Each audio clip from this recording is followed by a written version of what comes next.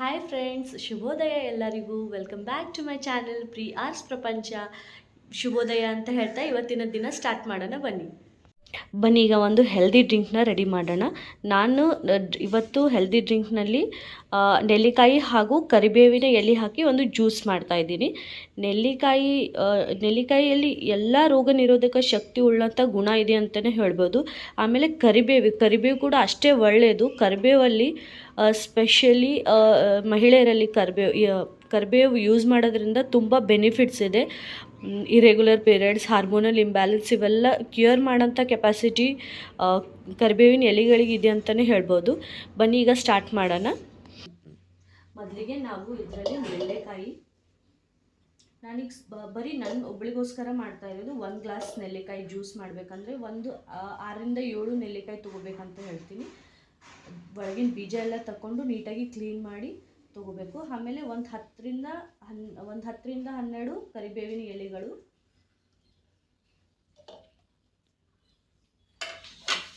ಒಂದು ಸ್ವಲ್ಪ ನೀರು, ಒಂದು ಅರ್ಧ ಗ್ಲಾಸ್ ಅಂತಲೇ ಹೇಳ್ಬೋದು, ಒಂದು ಸ್ವಲ್ಪ ನೀರು.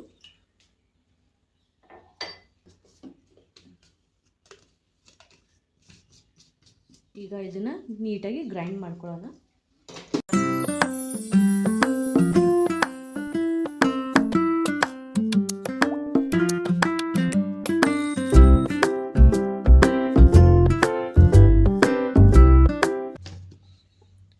ನೀಟಾಗಿ ಗ್ರೈಂಡ್ ಆಯಿತು ಫ್ರೆಂಡ್ಸ್. ಈಗ ಬೇಕಾದರೆ ನೀವು ಸೋದಿಸ್ಕೋಬೋದು, ಇಲ್ಲಾಂದರೆ ಹಾಗೇನೂ ಕುಡಿಬೋದು.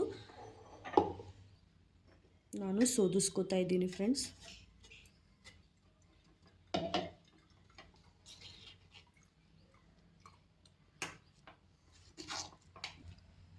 ಸೋದಿಸ್ಕೊಂಡು ಇರುವಂಥ ಇದನ್ನು ವೇಸ್ಟ್ ಮಾಡಬೇಡಿ. ಆಮೇಲೆ ಎಸಿ ಕೂಡ ಹೋಗಬೇಡಿ. ಇದನ್ನು ಇನ್ನೊಂದು ಸ್ವಲ್ಪ ನೀರು ಹಾಕಿ ಗ್ರೈಂಡ್ ಮಾಡಿ ಇದನ್ನು ನೀವು ತಲೆಗೆ ಕೂದಲಿಗೆ ಕೂಡ ಅಪ್ಲೈ ಮಾಡ್ಬೋದು. ಇದನ್ನು ತಲೆಗೆ ಅಪ್ಲೈ ಮಾಡೋದ್ರಿಂದಲ್ಲ ಕೂದಲು ಸ್ಮೂದಾಗಿ ಇರುತ್ತೆ, ಆಮೇಲೆ ಶೈನಿಂಗ್ ಕೂಡ ಬರುತ್ತೆ. ಇದರಲ್ಲಿ ಕರಿಬೇವು ಹಾಗೂ ನೆಲ್ಲಿಕಾಯಿ ಇರೋದ್ರಿಂದ ಅದು ಕೂದಲಿಗೆ ತುಂಬ ಒಳ್ಳೆಯದು, ಕೂದಲಿಗೆ ಕೂಡ.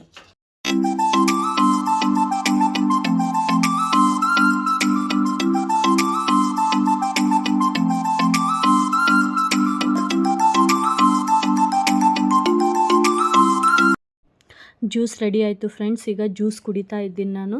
ನೆಲ್ಲಿಕಾಯಿ ಒಂದು ಸ್ವಲ್ಪ ಹುಳಿ ಇರೋದ್ರಿಂದ ಅದು ಕುಡಿಯುವಾಗ ಸ್ವಲ್ಪ ಹುಳಿ ಅಂತ ಅನ್ನಿಸ್ತಿತ್ತು. ಬಟ್ ಏನು ಮಾಡೋಕ್ಕಾಗಲ್ಲ, ಹೆಲ್ತ್ ಚೆನ್ನಾಗಿರ್ಬೇಕಂದ್ರೆ ಕುಡಿನೇಬೇಕು. ಇವೆರಡು ನೋಡಿ ಫ್ರೆಂಡ್ಸ್, ನಮ್ಮ ಫ್ಯಾಮಿಲಿ ಮೆಂಬರ್ಸ್ ಇವು, ನಮ್ಮ ಪ್ರೀತಿಯ ಫ್ಯಾಮಿಲಿ ಮೆಂಬರ್ಸ್ ಇವು. ನಮ್ಮ ಫ್ಯಾಮಿಲಿಯಲ್ಲಿ ಇಬ್ಬರು ಇವರಿಬ್ಬರು ನೋಡಿ ಬೆಳಗ್ಗೆ ಹೇಗೆ ಚೆನ್ನಾಗಿ ಆಟ ಆಡ್ಕೊಂಡಿದ್ದಾರೆ ಇವರು. ಇವತ್ತೇನು ಲಂಚ್ ಬಾಕ್ಸ್ ಇರಲಿಲ್ಲ ನನ್ನ ಮಗಳಿಗೆ, ಇವತ್ತು ಸ್ಕೂಲ್ ರಜೆ ಇರೋದ್ರಿಂದ. ಸೊ ಬರೀ ಮಧ್ಯಾಹ್ನ ಊಟಕ್ಕೆ ನಾನಿವತ್ತು ನುಗ್ಗಿಕಾಯಿ ಪಲ್ಯ ಹಾಗೂ ಅನ್ನ ಪ್ರಿಪೇರ್ ಮಾಡ್ತಾಯಿದ್ದೀನಿ. ಸಿಂಪಲ್ ಆಗಿರೋಂಥ ನುಗ್ಗಿಕಾಯಿ ಪಲ್ಯ, ಬರೀ ಈರುಳ್ಳಿ ಟೊಮ್ಯಾಟೊ ಹಾಕಿ ಮಾಡುವಂಥ ಪಲ್ಯ. ಸಿಂಪಲಾಗಿ ಮಾಡ್ಕೋಬೋದು, ಆಮೇಲೆ ಫಾಸ್ಟ್ ಕೂಡ ಆಗುತ್ತಿದ್ದು. ನನಗೂ ಇವತ್ತು ಸ್ಯಾಟರ್ಡೇ ಸ್ಕೂಲ್ ಇರೋದ್ರಿಂದ ಬೇಗ ಸ್ಕೂಲ್ಗೆ ಹೋಗ್ಬೇಕು ನಾನು. ಸೊ ಅದಕ್ಕೆ ಈಸಿಯಾಗಿ ಫಾಸ್ಟಾಗಿ ಆಗುತ್ತೆ ಅಂತ ಇದೇ ಮಾಡ್ಕೋತಾ ಇದ್ದೀನಿ. ಇವಾಗ ಬೇಗ ಮಾಡಿಕೊಂಡು ರೆಡಿ ಆಗಬೇಕು. ಅನ್ನಕ್ಕೆ ಪ್ರಿಪೇರ್ ಮಾಡ್ತಾಯಿದ್ದೀನಿ, ಅನ್ನನೂ ಆಗ್ತಾಯಿದೆ ಸೈಡ್ಗೆ. ಈಗ ಪಲ್ಯನೂ ಮಾಡ್ಕೋತಾ ಇದ್ದೀನಿ ಫಾಸ್ಟಾಗಿ.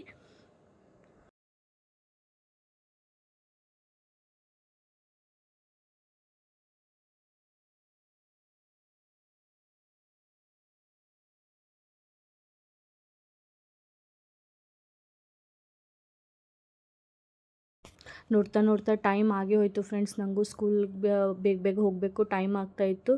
ಸೊ ಈಗ ರೆಡಿಯಾಗಿ ಹೋಗ್ತಾಯಿದ್ದೀನಿ ನಾನು ಸ್ಕೂಲಿಗೆ. ಬಂದಮೇಲೆ ಮತ್ತೆ ನಿಮಗೆ ಸಿಗ್ತೀನಿ, ಬಾಯ್.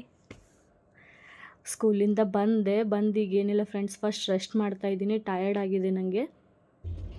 ಹಾಯ್ ಫ್ರೆಂಡ್ಸ್, ಇವತ್ತಿನ ಡಿನ್ನರ್ಗೆ ನಾನು ಗೋಬಿ 65 ಪ್ರಿಪೇರ್ ಮಾಡ್ತಾಯಿದ್ದೀನಿ. ಇವತ್ತು ಸ್ಯಾಟರ್ಡೇ ಆಗಿರೋದ್ರಿಂದ ಏನಾದರೂ ಸ್ಪೆಷಲ್ ಮಾಡಬೇಕಂತ ಸೊ ಗೋಬಿ 65 ರೆಸಿಪಿನ ಮಾಡ್ತಾಯಿದ್ದೀನಿ. ಗೋಬಿ 65 ಜೊತೆ ಅಕ್ಕ ಮೊಸರು ಪಲಾವ್ ಮಾಡ್ಬೇಕಂತ ಅನ್ಕೊಂಡಿದ್ದೀನಿ. ಸ್ವಲ್ಪ ಅಕ್ಕ ಮೊಸರು ಪಲಾವ್ ಹಾಗೂ ಗೋಬಿ 65 ಈಗ ರೆಡಿ ಮಾಡ್ತಾ ಇದ್ದೀನಿ. ಫ್ಲವರ್ನ ಚಿಕ್ಕದಾಗಿ ನೀಟಾಗಿ ಕಟ್ ಮಾಡಿಕೊಂಡು ಇಡ್ತಾ ಇದ್ದೀನಿ. ಆಮೇಲೆ ಇದಕ್ಕೆ ಇದನ್ನ ಸ್ವಲ್ಪ ತೊಳ್ಕೊಂಡು ಇದಕ್ಕೆ ನಾನು ನೀರನ್ನ ಚೆನ್ನಾಗಿ ಕುದಿಸ್ಕೊಂಡಿದ್ದೀನಿ. ಕುದಿಸ್ಕೊಂಡು ನೀರಿಗೆ ಒಂದು ಅರ್ಧ ಚಿಟಿಕೆ ಅರಿಶಿನ, ಆಮೇಲೆ ಒಂದು ಅರ್ಧ ಚಮಚದಷ್ಟು ಉಪ್ಪು ಬಿಸಿನೀರಿಗೆ ಹಾಕಿ ಕಟ್ ಮಾಡ್ಕೊಂಡಿರೋಂಥ ಫ್ಲವರ್ನ ಅದಕ್ಕೆ ಹಾಕಬೇಕು.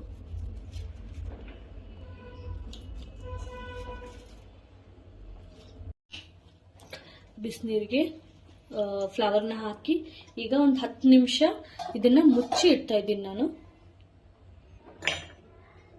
10 ನಿಮಿಷ ಆಗೋವರೆಗೂ ನಾನು ಶುಂಠಿ ಬೆಳ್ಳುಳ್ಳಿ ಪೇಸ್ಟ್ ರೆಡಿ ಮಾಡ್ಕೊತಾ ಇದ್ದೀನಿ. ಶುಂಠಿ ಬೆಳ್ಳುಳ್ಳಿ ಪೇಸ್ಟ್ ಮನೆಯಲ್ಲೇ ಮಾಡೋದ್ರಿಂದ ಟೇಸ್ಟಿನೂ ಇರುತ್ತೆ, ಆಮೇಲೆ ಫ್ರೆಶ್ ಆಗಿ ಮಾಡ್ಕೋಬೋದು.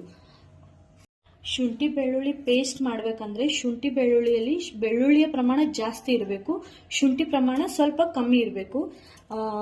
ನಾವು ಒಂದು ಗಡ್ಡಿಯಷ್ಟು ಬೆಳ್ಳುಳ್ಳಿ ಅಥವಾ 2 ಗಡ್ಡಿ ಬೆಳ್ಳುಳ್ಳಿ ತೊಗೊಂಡ್ರೆ 1 ಇಂಚಿನಷ್ಟು ಶುಂಠಿ ಅಥವಾ 1.5 ಇಂಚಿನಷ್ಟು ಶುಂಠಿ ಹಾಕೋಬೇಕು.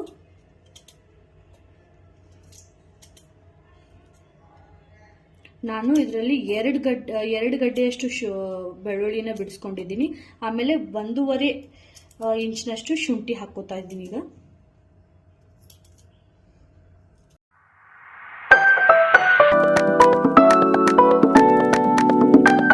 ಬನ್ನಿ ಫ್ರೆಂಡ್ಸ್, ಈಗ ಮಸೂರ್ ದಾಲ್ ಪಲಾವ್ ಮಾಡ್ಕೊಳ್ಳೋಣ. ಮಸೂರ್ ದಾಲ್ ಪಲಾವ್ ಮಾಡೋಕ್ಕೆ ಫಸ್ಟ್ ಕುಕ್ಕರ್ನಲ್ಲಿ 2 ರಿಂದ 3 ಟೇಬಲ್ ಸ್ಪೂನ್ ಅಷ್ಟು ಎಣ್ಣೆನ ಹಾಕೋತಾ ಇದ್ದೀನಿ. ಎಣ್ಣೆ ಚೆನ್ನಾಗಿ ಕಾಯಬೇಕು. ಎಣ್ಣೆ ಚೆನ್ನಾಗಿ ಕಾಯ್ದ್ಮೇಲೆ ಎಣ್ಣೆ ಚೆನ್ನಾಗಿ ಕಾಯ್ದಿದೆ. ಈಗ ಒಂದು ಅರ್ಧ ಟೀ ಸ್ಪೂನ್ ಅಷ್ಟು ಜೀರಿಗೆ,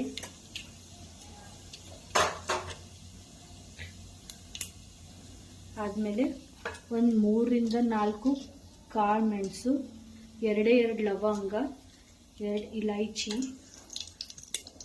ಸ್ವಲ್ಪ ಚಕ್ಕೆ ಹಾಕಿ ಚೆನ್ನಾಗಿ ಫ್ರೈ ಮಾಡಬೇಕು. ಚೆನ್ನಾಗಿ ಫ್ರೈ ಆಯಿತು. ಈಗ ಒಂದು 2 ರಿಂದ 3 ಹಸಿಮೆಣಸಿನಕಾಯಿ ಕಟ್ ಮಾಡ್ಕೊಂಡಿದ್ದೀನಿ, ಹಾಕೋತಾ ಇದ್ದೀನಿ. ಒಂದು 3 ಈರುಳ್ಳಿ, 2 ರಿಂದ 3 ಈರುಳ್ಳಿ. ನಾವು 3 ಜನಕ್ಕೆ ಆಗೋಷ್ಟು ಮಾಡ್ತಾ ಇರೋದು, ಅದಕ್ಕೆ ನಾನು 2 ಈರುಳ್ಳಿ ಹಾಕೊಂಡಿದ್ದೀನಿ.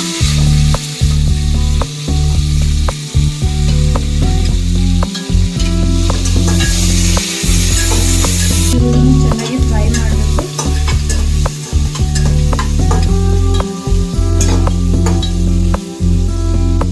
ಈರುಳ್ಳಿ ಚೆನ್ನಾಗಿ ಫ್ರೈ ಆಗ್ತಾ ಇದೆ ಅನ್ನೋಷ್ಟರಲ್ಲಿ 1 ಟೇಬಲ್ ಸ್ಪೂನ್ ಅಷ್ಟು ಶುಂಠಿ ಬೆಳ್ಳುಳ್ಳಿ ಪೇಸ್ಟ್ ಮಾಡ್ಕೊಂಡಿದ್ವಲ್ಲ, ಇದು ಶುಂಠಿ ಬೆಳ್ಳುಳ್ಳಿ ಪೇಸ್ಟ್ ಹಾಕಬೇಕು. ಆಮೇಲೆ ಒಂದು ಚಿಕ್ಕ ಟೊಮೆಟೊ ಕಟ್ ಮಾಡಿಕೊಂಡು ಟೊಮೆಟೊ ಹಾಕಿದ್ದೀನಿ. ಈಗ ಟೊಮೆಟೊ ಈರುಳ್ಳಿ ಚೆನ್ನಾಗಿ ಫ್ರೈ ಆಗಲಿ.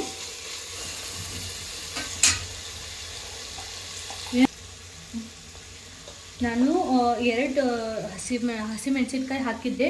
ಸೊ ಈ ಒಂದು ಅರ್ಧ ಟೇಬಲ್ ಸ್ಪೂನ್ ಅಷ್ಟೇ ಅಚ್ಚ ಖಾರದ ಪುಡಿ ಹಾಕ್ತಾ ಇದ್ದೀನಿ. ಒಂದು ಅರ್ಧ ಟೀ ಸ್ಪೂನ್ ಚಿಕ್ಕ ಸ್ಪೂನಿಂದ ಅರಿಶಿನ, ಆಮೇಲೆ ಮನೇಲಿ ಮಾಡ್ಕೊಂಡಿರೋಂಥ ಗರಂ ಮಸಾಲ, ಸ್ವಲ್ಪ ಗರಂ ಮಸಾಲ ಹಾಕಿ ಚೆನ್ನಾಗಿ ಫ್ರೈ ಮಾಡ್ತಾ ಇದ್ದೀನಿ. ಇವಾಗ ಈರುಳ್ಳಿ ಟೊಮ್ಯಾಟೊ ಎಲ್ಲ ಮಸಾಲ ಎಲ್ಲ ಚೆನ್ನಾಗಿ ಫ್ರೈ ಆದಮೇಲೆ ನಾನು 1.5 ಗಂಟೆ ಹಿಂದೆ ಈ ಅಕ್ಕ ಮೊಸರನ್ನ ನೆನೆ ಇಟ್ಟಿದ್ದೆ ನೀರಲ್ಲಿ. ಸೊ ಇದನ್ನು ಈಗ ಹಾಕ್ತಾ ಇದ್ದೀನಿ. ನೀವು ನೆನೆಸಿ ಕೂಡ ಇಡ್ಬೋದು, ಇಲ್ಲಾಂದರೆ ಹಾಗೇನೂ ಹಾಕ್ಕೊಂಡು ಮಾಡ್ಕೋಬೋದು. ನೆನೆಸಿಟ್ಟಿದ್ರೆ ಚೆನ್ನಾಗಾಗುತ್ತೆ ಅದು. ಸೊ ನೆನೆಸಿ ಇಟ್ಟಿರುವಂಥ ಅಕ್ಕ ಮೊಸರನ್ನ ಹಾಕ್ಕೊಂಡು ಬಾಡಿಸ್ಕೊತಾ ಇದ್ದೀನಿ ಈಗ ಚೆನ್ನಾಗಿ. ರುಚಿಗೆ ತಕ್ಕಷ್ಟು ಉಪ್ಪನ್ನ ಹಾಕಿ ಈಗ ಕಾಯಿಸ್ಕೊಂಡ ನಂತರ ನೀರನ್ನು ಹಾಕ್ತಾ ಇದ್ದೀನಿ. ಇದರಿಂದ ಸ್ವಲ್ಪ ಬಿಸಿನೀರೇ ಯೂಸ್ ಮಾಡಬೇಕು ಅಡುಗೆಗೆ. ಬಿಸಿನೀರು ಯೂಸ್ ಮಾಡೋದ್ರಿಂದ ಅಡುಗೆ ಚೆನ್ನಾಗಾಗುತ್ತೆ. ಈಗ ಕುಕ್ಕರ್ಗೆ ಅಕ್ಕಿನ ಹಾಕೋತಾ ಇದ್ದೀನಿ. 10 ನಿಮಿಷ ಬಿಸಿನೀರಲ್ಲಿ ನೆನೆಸಿಟ್ಟಿದ್ದೆ ಗೋಬಿನ. ಈಗ ಚೆನ್ನಾಗಿ ತೊಳ್ಕೊಂಡಿದ್ದೀನಿ ಇದನ್ನು. ಈಗ ಇದರಲ್ಲಿ ಒಂದು 3 ಸ್ಪೂನಷ್ಟು ಅಕ್ಕಿ ಹಿಟ್ಟು ಹಾಕ್ತಾಯಿದ್ದೀನಿ. ಆಮೇಲೆ 1 ಫುಲ್ ಸ್ಪೂನಷ್ಟು ಜೋಳದ ಹಿಟ್ಟು. ಇದರಲ್ಲಿ ಸ್ಪೆಷಲ್ ಎಕ್ಸ್ಟ್ರಾ ಇಂಗ್ರೀಡಿಯೆಂಟ್ ಅಂದರೆ ಜೋಳದ ಹಿಟ್ಟು ಹಾಕ್ಕೋಬೇಕು. ಆಮೇಲೆ 1 ಅಥವಾ 1.5 ಸ್ಪೂನಷ್ಟು ಕಡಲೆ ಹಿಟ್ಟು ಸ್ವಲ್ಪ ಪ್ರಮಾಣದಲ್ಲಿ ಹಾಕಬೇಕು. ಇದರಲ್ಲಿ ನಾನು ಮೈದಾ ಯೂಸ್ ಮಾಡಿಲ್ಲ, ಮೈದಾ ಯೂಸ್ ಮಾಡ್ತಾ ಇಲ್ಲ ನಾನು. ಚೆನ್ನಾಗಿ ಇದನ್ನು ಮಿಕ್ಸ್ ಮಾಡ್ಕೋಬೇಕು. ಇದಕ್ಕಾಗಿ 2 ಟೀ ಸ್ಪೂನಷ್ಟು ಶುಂಠಿ ಬೆಳ್ಳುಳ್ಳಿ ಪೇಸ್ಟ್. ಶುಂಠಿ ಬೆಳ್ಳುಳ್ಳಿ ಪೇಸ್ಟ್ ಎಷ್ಟು ಜಾಸ್ತಿ ಇರುತ್ತೆ ಅಷ್ಟು ಟೇಸ್ಟಿ ಆಗುತ್ತೆ ಇದು. ಸೊ 2 ಸ್ಪೂನಷ್ಟು ಶುಂಠಿ ಬೆಳ್ಳುಳ್ಳಿ ಪೇಸ್ಟ್. ಇದಕ್ಕೆ ಅಚ್ಚ ಖಾರದ ಪುಡಿ 2 ಸ್ಪೂನಷ್ಟು, ಒಂದು ಸ್ವಲ್ಪ ಗರಂ ಮಸಾಲ, ರುಚಿಗೆ ತಕ್ಕಷ್ಟು ಉಪ್ಪು ನೋಡ್ಕೊಂಡು ಹಾಕೋಬೇಕು. ಯಾಕಂದರೆ ನಾವು ಉಪ್ಪು ನೋಡ್ಕೊಂಡು ಹಾಕೋಬೇಕು. ಯಾಕಂದರೆ ಉಪ್ಪು ನಾವು ಆಲ್ರೆಡಿ ಇದು ಗೋಬಿ ಕುದಿಸೋವಾಗ ಹಾಕಿರ್ತೀವಲ್ಲ, ಸೊ ಅದಕ್ಕೆ ಉಪ್ಪನ್ನ ನೋಡ್ಕೊಂಡು ಹಾಕೋಬೇಕು. ಇವಾಗ ಇದೆಲ್ಲ ಚೆನ್ನಾಗಿ ನೀಟಾಗಿ ಮಿಕ್ಸ್ ಮಾಡ್ಕೊಳ್ಳಿ. ಇದೆಲ್ಲ ನೀಟಾಗಿ ಮಿಕ್ಸ್ ಆಗಬೇಕು ಇದರಲ್ಲಿ. ನೀವು ಇದರಲ್ಲಿ ಬೇಕಾದರೆ ಸಾಸ್ ಕೂಡ ಯೂಸ್ ಮಾಡ್ಬೋದು, ಬಟ್ ನಾನು ಯಾವ ಥರನೂ ಸಾಸ್ ಯೂಸ್ ಮಾಡ್ತಾ ಇಲ್ಲ. ಇದಕ್ಕೆ ನಾನು ಒಂದು ಸ್ವಲ್ಪ ಕರಿಬೇವನ್ನ ಆ್ಯಡ್ ಮಾಡ್ಕೋತಾ ಇದ್ದೀನಿ. ಕರಿಬೇವು ಸೇರಿಸ್ಕೊಂಡು ಕರೆದ್ರೆ ತುಂಬ ಚೆನ್ನಾಗಿರುತ್ತೆ ಟೇಸ್ಟು. ಸೊ ಕರಿಬೇವು ಹಾಕೋತಾ ಇದ್ದೀನಿ ಈಗ. ಇದೆಲ್ಲ ನೀಟಾಗಿ ಮಿಕ್ಸ್ ಆಯಿತು. ಇವಾಗ ಒಂದು ಬಾಣಲಿಗೆ ಎಣ್ಣೆ ಕಾಯಕ್ಕಿಟ್ಟಿದ್ದೀನಿ ಈಗ.